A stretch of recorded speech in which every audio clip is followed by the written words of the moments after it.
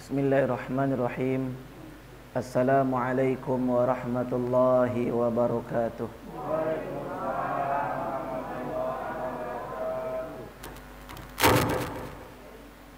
Hamdan wa syukran lillah, salatan wa salaman ala rasulillah wa ala alihi wa sahbihi wa man walah. Subhanaka la ilma lana illa ma 'allamtana innaka antal alimul hakim. Faqala Allah subhanahu wa ta'ala fi kitabihil karim ba'da a'udzu billahi minasyaitonir rajim. Bismillahirrahmanirrahim. Subhanalladzi asra bi 'abdihi lailan minal masjidil harami ilal masjidil aqsa allazi barakna haulahu. Wa qala nabiyyuna sallallahu alaihi wasallam fi ma'nal hadis, kullu ummati yadkhuluna al-jannata illa man aba. Qila wa man ya'ba ya Rasulullah, wa man ata'ani dakhala al-jannah wa man asani faqad aba. Atau kama qala alaihi salatu wassalam, sadaqallahu al-azim wa sadaqa rasuluhu an-nabiyul karim. Wa nahnu ala dhalika minasyahidina syakirin walhamdulillahi rabbil alamin. Bapak Ibu jemaah maghrib yang dimuliakan oleh Allah subhanahu wa ta'ala, kita bersyukur Allah subhanahu wa ta'ala masih memberikan kita nikmat untuk dapat menambah nilai ketaatan kita kepada Allah subhanahu wa ta'ala. Mudah-mudahan amaliyah kita sejak subuh tadi sampai saat ini diterima oleh Allah subhanahu wa ta'ala. Jemaah maghrib Bapak Ibu yang mulia, beberapa hari terakhir, beberapa waktu terakhir, perhatian kita terarah ke satu tempat, yang mana tempat itu kita kenal dengan Baitul Maqdis. Baitul Maqdis ini Bapak Ibu yang dimuliakan oleh Allah Ta'ala, satu tempat yang dimuliakan oleh Allah Subhanahu wa Ta'ala. Bahkan di dalam surat Al-Isra ayat yang pertama tadi, Allah menyebutnya setelah Masjidil Haram. Setelah Allah menyebut Masjidil Haram, kemudian Allah menyebut Masjidil Aqsa. Bagaimana masjid ini begitu spesial, begitu mulia, sehingga Allah Subhanahu wa ta'ala menyebutnya setelah Masjidil Haram. Masjidil Aqsa ini dulu di sana dimulai sejak zaman Nabi Ibrahim alaihi salam. Nabi Ibrahim alaihi salam punya anak laki-laki yang bernama Ishak. Nabiullah Ishak alaihi salam. Kemudian Nabiullah Ishak ini punya anak, nama anaknya Nabiullah Ya'qub alaihi salam. Nabiullah Ya'qub alaihi salam ini nanti punya anak 12 orang. Satu di antara nama anaknya itu menurunkan nanti yang kita sebut dengan bangsa Yahudi. Waktu berjalan, kemudian sampai di masa Nabi Yusuf alaihi salam. Begitu pula sampai nanti kepada zamannya Nabi Daud alaihi salam, Nabi Sulaiman alaihi salam. Dan pusat pemerintahan Nabiullah Sulaiman alaihi salam itu di Baitul Maqdis. Kemudian nanti berlanjut sampai kepada Nabi Musa. Berlanjut lagi nanti sampai kepada zaman Nabi Zakaria alaihi salam. Kita baca Quran, ada surah di dalam Al-Quran itu namanya surah Ali Imran, keluarga Imran. Itu kisahnya di mana Bapak Ibu? Di Baitul Maqdis. Allah sebutkan satu keluarga di dalam Al-Quran yang kisah kehidupan mereka itu di Baitul Maqdis. Bahkan yang menjadi pengurus masjidnya ketika itu Nabiullah Zakaria alaihi salam. Nabi Zakaria punya anak laki-laki, namanya Nabiullah Yahya alaihi salam. Imran punya anak laki-laki, enggak, dia anaknya perempuan. Sayyidina Imran ini punya anak perempuan, namanya Sayyidah Maryam. Sayyidah Maryam nanti melahirkan anak laki-laki, namanya Nabiullah Isa alaihi salam. Inilah sekelumit nabi-nabi yang berada di Baitul Maqdis, dan masih banyak lagi nabi-nabi yang lainnya. Nabi Isa alaihi salam itu lahirnya di Bethlehem. Kemudian nanti Nabi Isa alaihi salam Allah turunkan lagi ketika sudah sampai saatnya Allah izinkan Dajjal untuk keluar. Kemudian Imam Mahdi ikut memerangi Dajjal sampai nanti Imam Mahdi ini takdirnya tidak untuk membunuh Dajjal. Maka Yahudi sudah mengepung pasukannya. Bertemu mereka di satu tempat namanya Babul Lut. Satu tempat yang bernama Babul Lut. Di mana letaknya? Letaknya itu di Yerusalem. Ketika solat subuh akan dimulai, maka Allah Subhanahu wa taala menurunkan 2 malaikat untuk membawa Nabi Isa alaihi salam turun. Maka ketika akan dimulai solat, Imam Mahdi beliau menjadi imam karena pemimpin kaum muslimin. Ketika beliau merapikan saf solatnya, tiba-tiba di belakang beliau nampak Nabi Isa turun. Maka kita kalau solat, imam itu dia mesti merapikan saf dan tengok ke belakang. Saf lurus rapat, tapi tidak calik-calik ke belakang. Tengok kiri, tengok kanan, tengok jemaah kita yang hadir. Dirapikan safnya, baru kita mulai solat. Maka Imam Mahdi merapikan saf mau solat subuh. Ketika itu Allah turunkan Nabi Isa alaihi salam, maka nampak dikenali tanda-tandanya oleh Imam Mahdi. Imam Mahdi ini Bapak Ibu suatu orang laki-laki yang namanya sama dengan nama Rasulullah dan nama ayahnya sama dengan nama ayahnya Rasulullah. Namanya Muhammad bin Abdullah. Dari mana beliau berasal? Dari zuriyahnya Nabi SAW. Entah ayahnya yang dari jalur Husain atau ibunya yang dari jalur Husain, atau ayahnya dari jalur Hasan atau ibunya dari jalur Hasan. Wallahu alam. Yang jelas ini keturunan Nabi SAW. Maka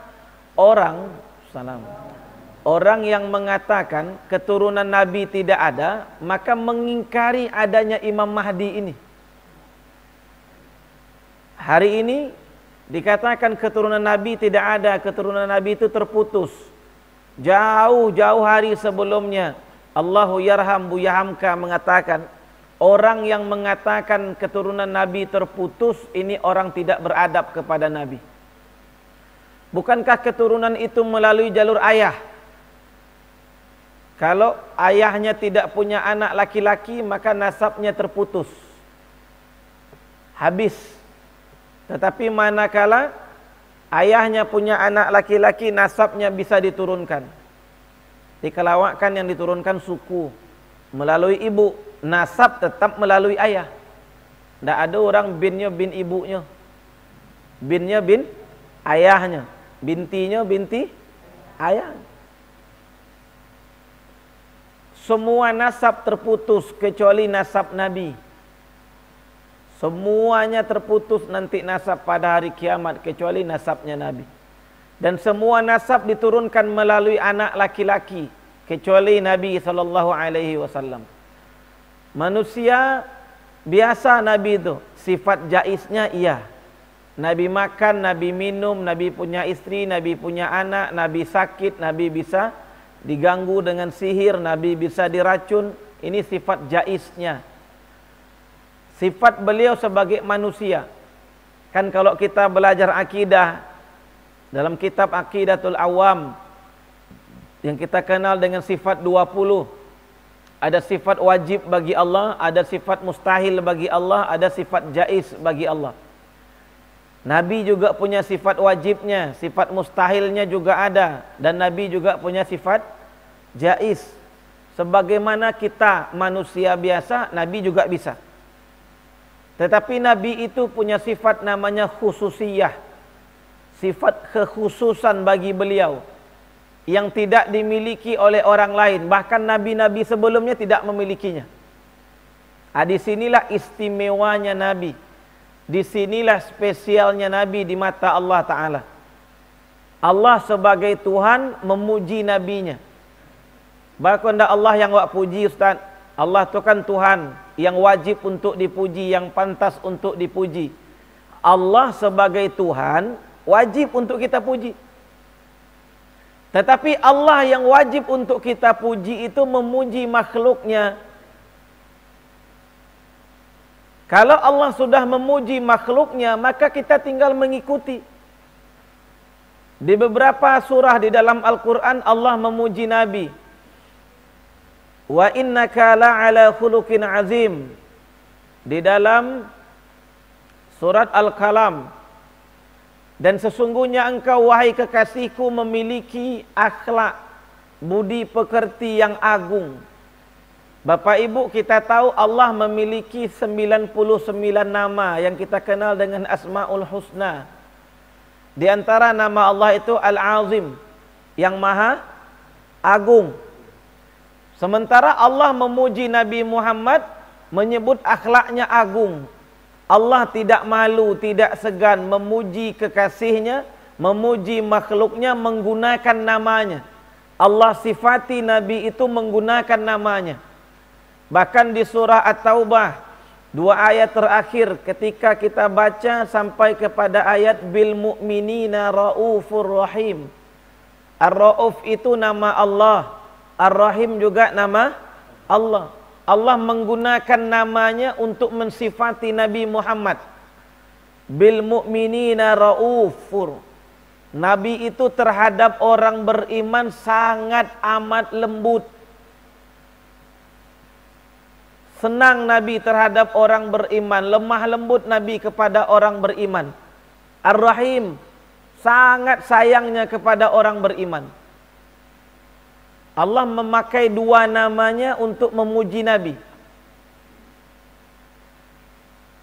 Jemaah Maghrib yang dimuliakan Allah Ta'ala, kenapa? Karena Nabi punya sifat khususiyah. Maka Nabi punya anak laki-laki, ada. Anak laki-laki Nabi yang pertama namanya Qasim. Kemudian Nabi punya anak laki-laki namanya Abdullah, punya anak laki-laki namanya Ibrahim. Semuanya meninggal dalam keadaan kecil. Nabi punya anak 4 orang perempuan. Sayyidah Zainab, perempuan yang paling besar. Kemudian setelah itu Sayyidah Ruqayyah, Sayyidah Ummu Kalsum, terakhir Sayyidatuna Fatimatuz Zahra. Sayyidah Ruqayyah dan Sayyidah Ummu Kulsum ini dua-duanya dinikahi oleh Sayyidina Utsman. Ketika Sayyidina Ruqayyah meninggal dunia, Nabi menyuruh lagi menikah dengan adik dari Ruqayyah ini yang bernama Ummu Kulsum. Maka dengan menikahi 2 orang putri Nabi, Sayyidina Utsman diberi gelar Dzunurain, orang yang memiliki 2 cahaya, karena menikahi 2 putri Nabi. Dari Sayyidah Zainab punya keturunan ada. Dari Sayyidah Ruqayyah, Utsman, kemudian Ummu Kulsum ada. Tetapi yang dihitung Ahlul Bait Nabi adalah yang datang dari Sayyidah Fatimah dengan Sayyidina Ali. Pernikahan mereka menghasilkan 2 orang putra yang meneruskan keturunannya. Sayyidina Hasan punya keturunan, Sayyidina Husain punya keturunan. Maka semuanya keturunan dari Sayyidah Fatimah dan Sayyidina Ali, maka ini disebut sebagai Ahlul Baitin Nabi. Sebagai Ahlul Baitnya Nabi. Ketika Sayyidah Fatimah wafat, Ali nikah lagi dengan 1 perempuan. Dari pernikahannya dapat anak laki-laki, namanya Ali Al-Akbar Al-Hanafiyah. Tapi dari ini tidak disebut zuriyah Nabi. Kenapa? Ibunya bukan Fatimah. Jadi yang zuriyah Nabi cuma keturunan Sayyidah Fatimah dengan Sayyidina Ali. Maka diturunkan sampai hari ini. Sayyidina Hasan itu menurunkan keturunannya itu banyak hari ini di Afrika Utara. Di belahan Afrika Utara itu banyak mereka keturunan Sayyidina Hasan.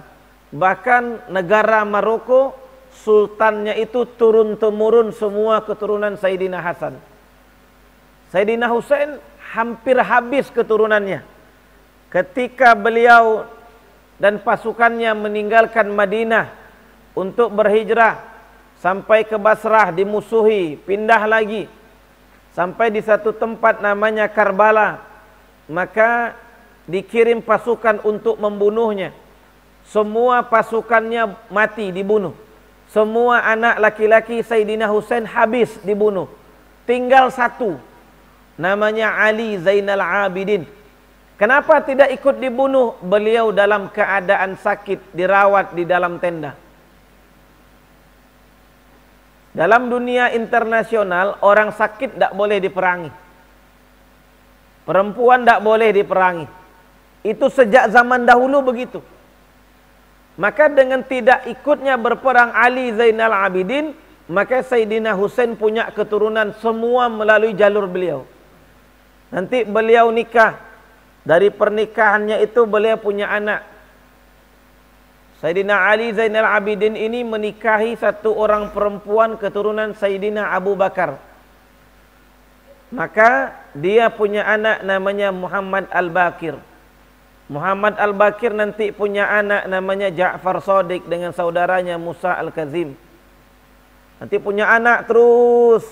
Mereka berdiam di Basrah dan Kufah. Kemudian ketika di Basrah dan Kufah tidak diterima lagi mereka, orang-orang Syiah dan Khawarij mau membunuh mereka, hijrah. Hijrah ke satu tempat yang bernama Hadramaut, yang hari ini berada di negara Yaman. Maka beranak pinaklah di sana mereka. Yang hari ini kita kenal mereka dengan para habaib. Habaib adalah merujuk keturunan daripada Sayyidina Husain. Sayyidina Hasan biasa dipanggil dengan Sayyid. Di India, di Pakistan, di Afghanistan, kalau orang dipanggil Sayyid di depan namanya, berarti dia keturunan Sayyidina Hasan. Bapak Ibu yang dimuliakan oleh Allah Subhanahu wa taala, Imam Mahdi akan memimpin nanti umat Islam. Tidak ada lagi negara, cuma satu pemerintahan. Tetapi tidak juga bisa menghancurkan Dajjal. Begitu Nabi Isa turun, nampak oleh Imam Mahdi, maka beliau menyambutnya ke belakang. Disuruh Nabi Isa untuk menjadi imam. Nabi Isa tidak mau. Aku sekarang turun, kata Nabi Isa, sebagai umatnya Nabi Muhammad. Dan pemimpinnya engkau, Imam Al-Mahdi. Maka begitu selesai sholat, Dajjal dan pasukannya sudah menunggu di pintu masjid. Nabi Isa alaihissalam meminta lembing. Maka dilemparkan lembing itu kepada Dajjal, kena. Dajjal hancur, meleleh seperti garam tersiram air. Padahal Dajjal itu hebat kekuatannya. Allah beri dia kekuatan bisa menghidupkan orang mati. Semua orang yang mati bisa beliau hidupkan. Kekuatannya bisa menahan hujan, tidak akan turun walaupun setetes. Air juga dari bumi tidak akan keluar. Tanaman tidak akan tumbuh. Dalam waktu yang sebentar beliau bisa berada di banyak tempat. Nah, itu Dajjal. Ternyata matinya bukan karena roket, bukan karena rudal. Matinya karena lemparan lembing. Bapak Ibu jamaah yang dimuliakan oleh Allah Subhanahu wa taala, itu nanti. Lahado Dajjal itu kini Ustaz, yang Dajjalnya lah. Dajjalnya lah. Pakai J-nya dua, Bu, Dajjal. Yang salah sabuk ile beko Dajjal. Dajjal. Dajjal itu laki-laki yang bertubuh gempal, rambutnya ikal keriting, matanya satu, di keningnya ada tulisan kafaro, kafir. Nah, itu Dajjal. Dajjalnya sudah ada, sudah. Bahkan Sayyidina Umar berniat membunuhnya. Kalau ketemu saya bunuh, kata Sayyidina Umar. Panjang umurnya, Allah berikan umur yang panjang.